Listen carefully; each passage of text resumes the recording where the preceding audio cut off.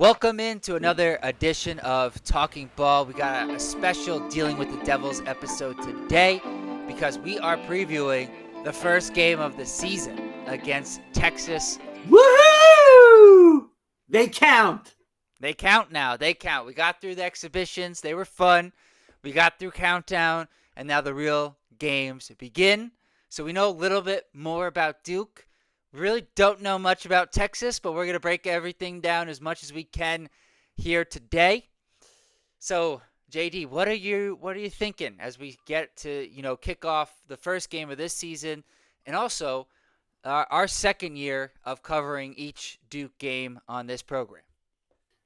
It's great. It's just, it's fun to be a Duke fanatic and to be an unabashed fan of the Duke program. The exhibitions were terrific. Now the games will count.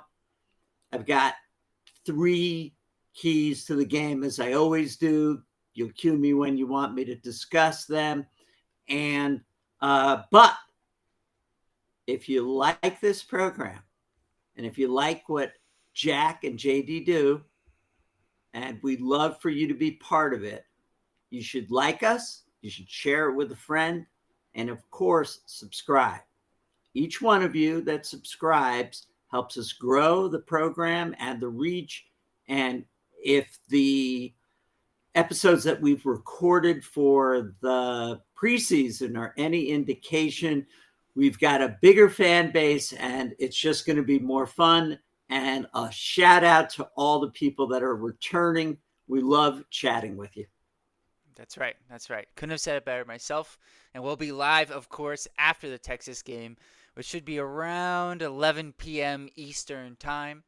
So be sure to tune in to the live post-game show. So let's start with Texas because we actually do have some things we can talk about with Duke. But with Texas, I think it can be a little bit more brief. Number one, I think is important to say they have a new head coach, Sean Miller. And I think it's rather funny that Sean Miller's last win at Xavier was over Texas in the first round, or not the first round, but the first 4 games of the NCAA tournament. And so now he takes over this Texas program who made it to the NCAA tournament last season. They've got a few guys returning from that team in Tremont Mark, Kendall Weaver, and Jordan Pope, among a couple of others, Nick Cody as well. So they've got some guys coming back, but they also have an influx of new players, and they've got a new system that Coach Miller wants to run. And when I listened to him in his preseason interviews, there's a lot of similarities with what he wants to do to Coach Scheyer. He talks about playing with pace. He talks about having concepts, but not necessarily plays offensively. He wants his guys to be free to make decisions. And so I think both teams are going to be figuring each other out as much as figuring out the opponent in this first matchup. A lot of took advantage of the transfer portal to bring in some players, but not big names, big stats, as far as I could tell. I'm sure you'll walk us through it, Jack. And with Sean Miller having his first game there, Sean was the longtime coach of Arizona. Correct. Right. So I always thought a terrific coach. So even if he isn't ready in his first official game, I think they play in the SEC. That they do. And so he's going to have it's a tough conference. But nonetheless, I expect Sean to somehow bring the team together and make it to March Madness. Yeah, he made a comment talking about how strong the conference was last year, 14 teams making it to the NCAA tournament. And I'm paraphrasing here, but he said he wouldn't really mind if it wasn't quite as strong this season. And I get where he's coming from. So they played. They did play an exhibition. Now, in contrast to Duke, it was a secret scrimmage. Well, not so secret. We know what happened. They beat SMU, a team Duke played last year in the ACC, which had some players returning from that team, certainly. 89-83 was the score I have. There's no official box score, so this is all coming from Texas fan website, basically. Kendall Weaver was their leading scorer. He scored 22 points. From what I could gather, they started Kendall Weaver, um, Simeon Wilcher, transfer from St. John's, Tremont Mark, Dalen Swain, who is a transfer who came over with Sean Miller from Xavier, and Nick Cody started at the 5 for them, a sophomore big who's in his second season with Texas. Lucina Traore and Matas Vokietitis, who I had seen at FAU, who's a good 7-footer. Neither one of those guys played in that scrimmage. I think from what I was reading, it seemed like Traore, who missed all of last year, he was with Sean Miller at Xavier with an injury. From what I gather, it's kind of similar to the Malik Brown situation in that they didn't want him to play in an exhibition because he was still coming back from injury. But with the real game coming up against Duke, I expect Traore to play. Vokietitis, I think, is going to play, but I'm not as confident as I am with Traore, who I do expect to play. And I think we'll start based off of what Sean Miller said, but it is really anyone's guess. Pretty hard to put it together. One thing I will say is that their travel budget for exhibition must have been pretty small if their only game was against SMU. It's an all Texas game for those of you that don't know location. So although Texas is a big state, but nonetheless, they managed. They probably did a bus trip for this one. It's going to be tough to really help our listeners with the matchups and the players, given the number of transfers and their leading scorer and leading rebounder gone from their team last year. And as you said, Jack, it's going to be a lot of figuring it out for Sean Miller. And, early games, pre-conference, that's what they're for. It's probably a great test for Sean Miller being able to play against Duke in what did I just keep checking out different preseason ratings, and Ken Palm has Duke at 7. So this is really a great opportunity, more so for Texas to measure up to one of the top 10 teams. And according to the AP poll, Texas was not ranked, but they did receive votes. And if you were to extend the rankings based off of the votes, they would be 29th. So this is not like, yes, they're not ranked, but it's not like this team is not respected by the voters. They were just off of the top 25. So a really good team for Duke to start with. Maybe slightly worse than the Tennessee team in terms of the voting, but maybe a little bit more continuity, actually, because their guards who I expect to play heavy minutes, Kendall Weaver, Jordan Pope, and Tremont Mark, all played together last year.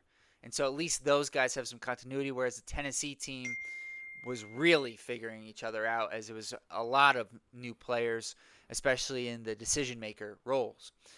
To me, a couple of guys to highlight, though, on the Texas team, because I'm not sure how the pieces are going to fit together. Like Camden Heide is a good forward who's athletic and can shoot the 3, coming over from Purdue. But to me, the guys I want to highlight are Tremont Mark, who can certainly score.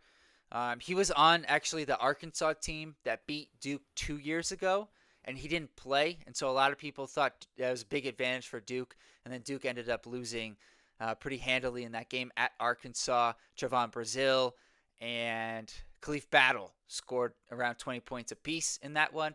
But Mark did not play. He has the potential to go off for 20, 25 points for sure. Kendall Weaver is he won't be fun for me to watch in this game, but when I watch Texas in other games, he's a lot of fun to watch. He's like 6'2", athletic, likes to play in transition, and just creates deflections, hustle plays, rebounds. He's just going to be all over the court, so watch out for him. And then lastly, Dalen Swain is a guy I want to highlight here. 6'8", 225 pounds, junior, I expect, based off of what I think their starting lineup is going to be, for him to draw the Cameron Boozer assignment to start the game. And he's a pretty good defender. Averaged 1.5 steals a game last year at Xavier. Good size, maybe giving up 15, 20 pounds to Boozer, but he'll have the athleticism and the height to match up well with Cameron. So I think that's going to be certainly another guy to pay attention to for this Texas team. And then the last point I want to make on Texas as a whole is coming into the season. When I looked at their roster, I don't have information. I wish I could tell you guys more based off of their semi-secret scrimmage here. But the thing I was concerned about with them was their playmaking. They didn't have a guy come in or a guy return from last year who averaged more than 3 assists per game. Dalen Swain is the highest assist man. He was at 2.7 last year at Xavier. So I'm curious how they got their points in that matchup with SMU. Were there guys who stepped up as playmakers? And we're going to find out really Tuesday night because I just can't say. But that's the thing I'm curious about for them. Can they create for each other?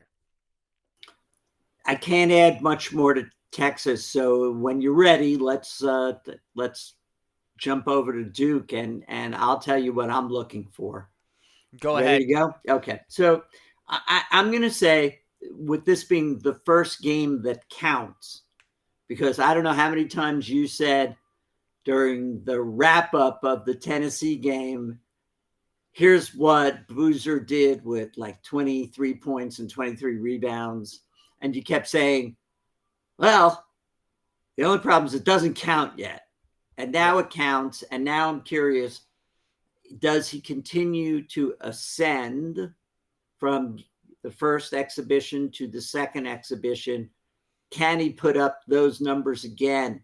But the most important thing that we saw following the Tennessee game was that short video of Cam Boozer in the locker room at halftime, because you and I were saying, I don't know what goes on at halftime, but they're a different team when they come out at halftime. And in addition to his passing, his rebounding, his scoring, his dominance of the court, Duke put out a 4-minute video of him just cheering on the team and telling them what they needed to do to improve in the second half. And that is not a statistic. That is court leadership. And it sort of immediately told me another side to Cam Boozer that I'm obviously not familiar with. And I thought that was, by the way, Kendall Warner's Weaver's older brother is Cameron. Just thought I'd throw that out there into the universe so that no one will care, but it was interesting when I was reading about it. In any case, I mean, statistically, it's hard to imagine a stronger game. But now that we have a glimpse behind the scenes of who the leader on the court is, does he continue to play that role? Because that then gets to my second point, which is guard play. And it will be something we'll return to frequently. And I'm going to, thanks to a lot of comments from our listeners and thanks to a lot of the ways in which we've been looking at this and comparing Caleb Foster and Caden Boozer, is that I am going to take a step back and say, I need to know there is a strong point guard, but I'm not certain that there is a strong deficiency to Caleb Foster yet, as much as it was last year when we almost knew right away that we wanted him to be switched out and let Sion James be able to jump in there to bring the ball up. It's not obvious. It's just not an obvious thing. Caden had one nice flash to the basket, but statistically, leadership-wise, there really isn't a sense yet that either one of them are going to be I'm going to leave it to say after 2 exhibition games, I'm going to take it back a notch and say we're still in the unknown area about our guard play. Let me jump in here because since the Tennessee, post game show that we did, I've had some different thoughts than I had in that post game show about the Foster, really about Foster in particular. But in regards to this point guard battle, if you will, I think one thing that we didn't point out, and I didn't really realize after the Tennessee game until afterwards, was Shire actually told us quite a bit without saying anything in that matchup. When you went and look at the box score in terms of how many minutes did they play. And Caleb Foster played 30 minutes in that game with Tennessee. And Caden Boozer only played 15. And that says to me all we need to know for right now. Doesn't mean it's not going to change. It very well can. And we know that. It happened last year. But for right now, Shire's saying he's got a lot more confidence in Foster than Caden Boozer in the point guard position right now. And I think it's because of Foster's defense, which has been really good again, especially on-ball defense to start this season. And I think, so all of that I think is fairly consistent, but the one thing that I think is, for me, I'm going to contradict what I said in the post-game show, which is that Foster just needs to bring the ball up and play good defense. I actually think Foster needs to find a way to, at times, be the guy who he was, especially his freshman year, when he could score the ball occasionally. He doesn't have to do a lot, but 8 to 10 points a game, 3 assists would be really good playing off of Cameron Boozer. And I'm going to make a comparison here. It's not perfect, but I think it works for what we're going for right now. In 2000, do I have the year right here? Was it 2022 was the Paolo Banchero year? I may be off by a year there. Maybe it's 2021. Either way, you guys know what I'm talking about. Banchero was our star forward. Obviously, Cameron Boozer, you can picture in a similar role. Different players, but similar role, right? And then we had this guy emerge as the year went on as a scoring guard playing off of Banchero, and that was Jeremy Roach. And I feel like Foster, he doesn't have to be a pure point guard because, especially after what we saw Cameron Boozer do with his passing in the Tennessee game, that takes a lot of the playmaking pressure off of Foster. And so I think if he can get back to knocking down threes, he's got a nice touch with his floater when he's playing under control, within the paint area and getting to the rim.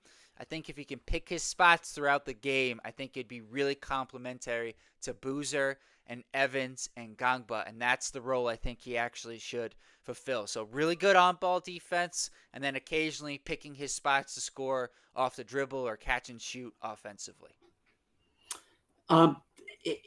It's interesting on the minutes because we felt, at least I felt watching, that when Caleb Foster made a mistake, Coach Shire was quick to yank him. But what you saw was after he was pulled out the game, he put him back in. And that's why, when you say the minutes were as high as 30 minutes, it's kind of interesting. It was like reset. I want you to take a minute and gather yourself and understand, the role. So I'm going to do exactly what a number of our listeners said, which is give him a chance, give him more of a chance. This is his first game. Nice test on the, playing against Texas. Nice, chance for him to see what he's going to be like. The third key for me is the emergence of Dame Sarr. And will he, there's a lot of hope behind him. Now, when we saw him in the Tennessee game, I was surprised a little bit of his size in the sense that he is much more slight.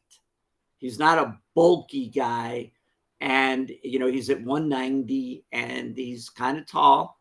But let's see if he too, I want him certainly to contribute on defense, and then be defense first, help on the boards, and then let's see if he, has what is. I don't have any real image yet of what his offensive side looks like, which leads me to, we saw who the 2 and 3 on offense were, and that was Quick Draw, Slash, Slim, whatever you want to call him. His ability to get to the basket, his ability to certainly not hesitate from 3.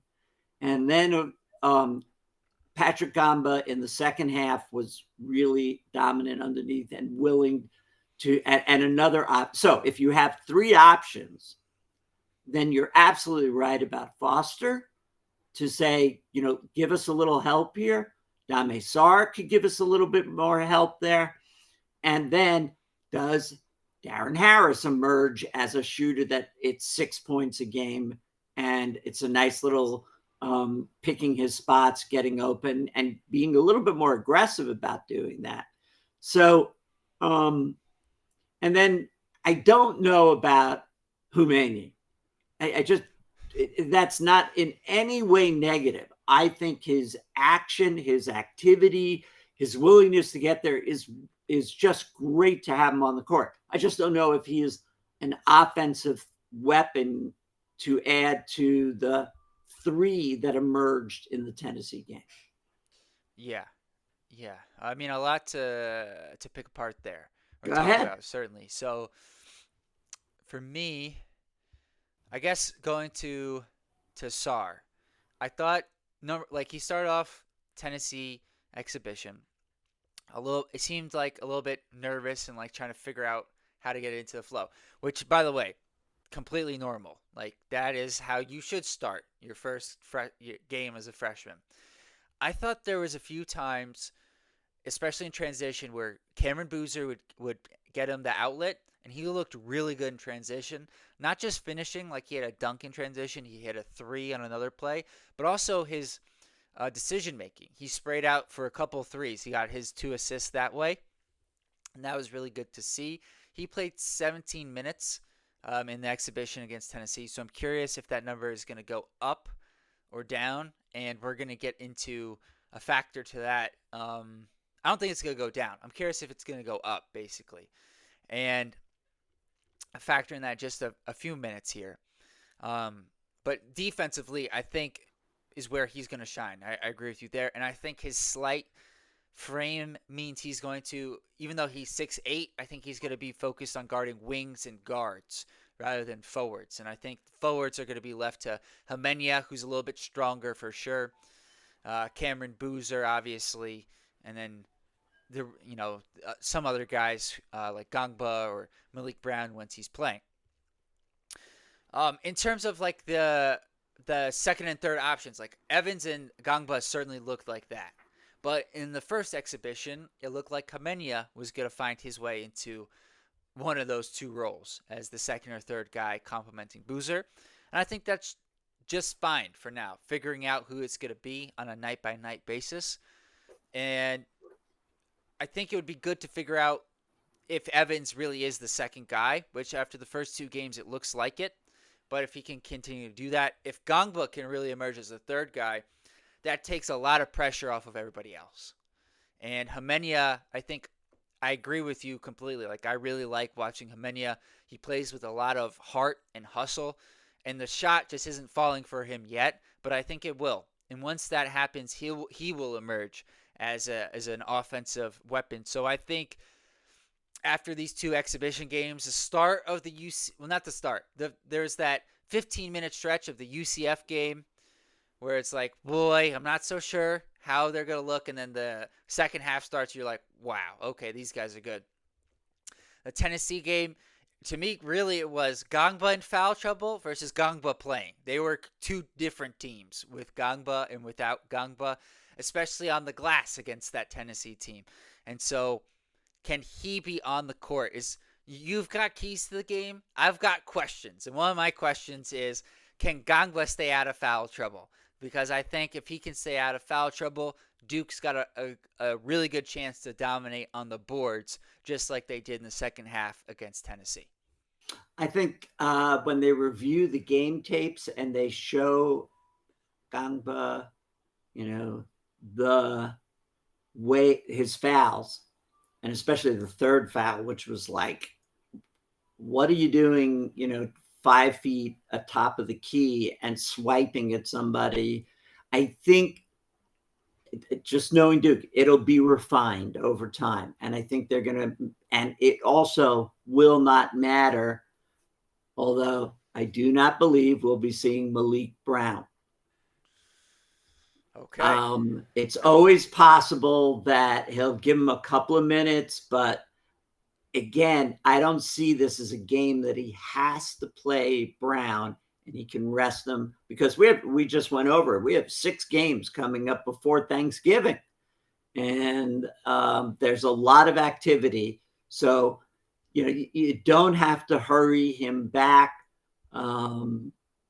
especially the way they came back in the second half against Tennessee. I see this as a game that he could choose to rest him unless he wants, the coach Shire wants to let him just get a feel for being on the court and take that away. But there's no reason for him to play a lot in this one.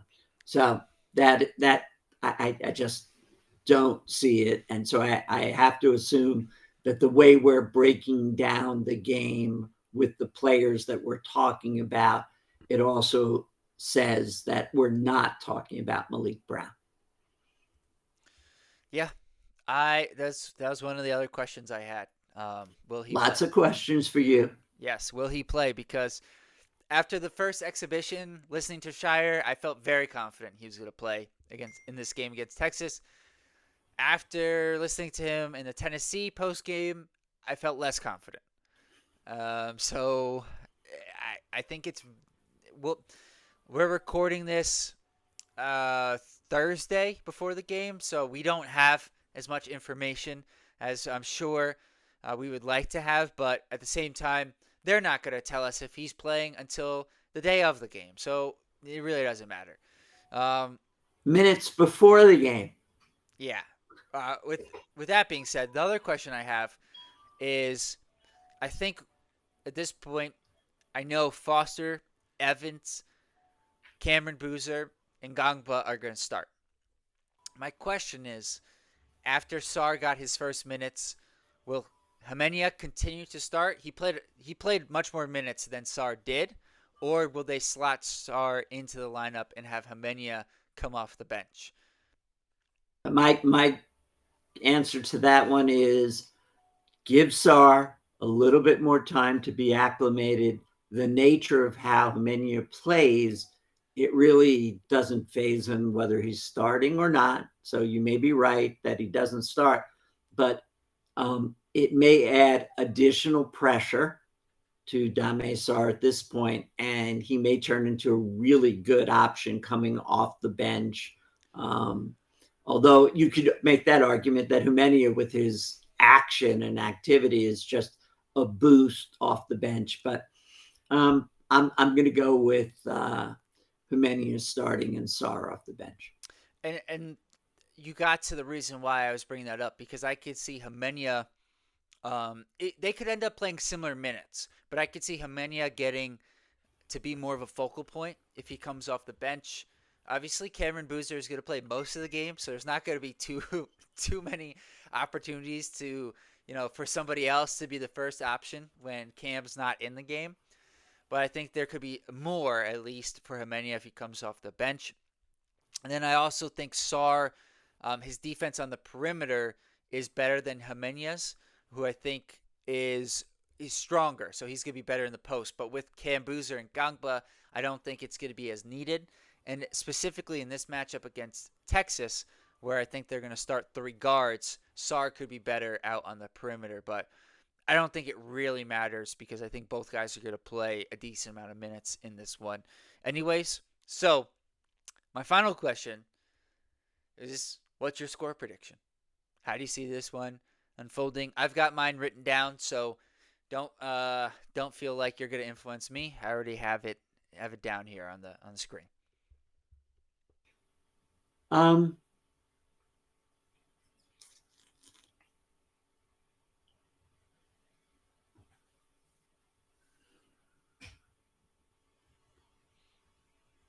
I just don't see much in Texas, although, yes, you're ranked maybe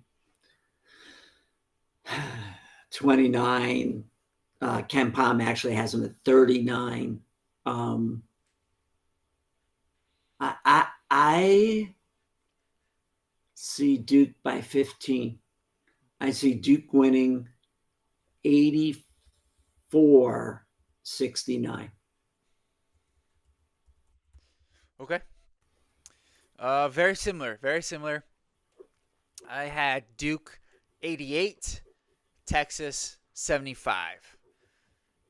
I think based off of SMU, I know they didn't have their centers, which I'm sure Texas fans will say we would have guarded better with our centers against SMU. But SMU scored 83 points. I think Duke will have, I mean, Duke scored 83 points against Tennessee, which is, I know they're still figuring it out, but I still think defense is certainly the first thing that Rick Barnes is coaching his teams on. So I think that said a lot about Duke. And I think 75, I think Duke will probably be, from what we know from exhibitions, Texas will score 39 points or 40 points in the first half, and then they'll slow down in the second half. It's been the pattern so far. So we're going to learn more regardless. Next Tuesday, 8:45 in the Dick Vitale Classic in Charlotte. So it's not a home game for Duke, but as close as it really could be without it being one. Although I guess there were the NCAA tournament games in Raleigh last year, which would be closer. But we'll be live post game afterwards, so make sure to join us for the post game. Drop your score predictions in the comments below. Until next time, guys, peace.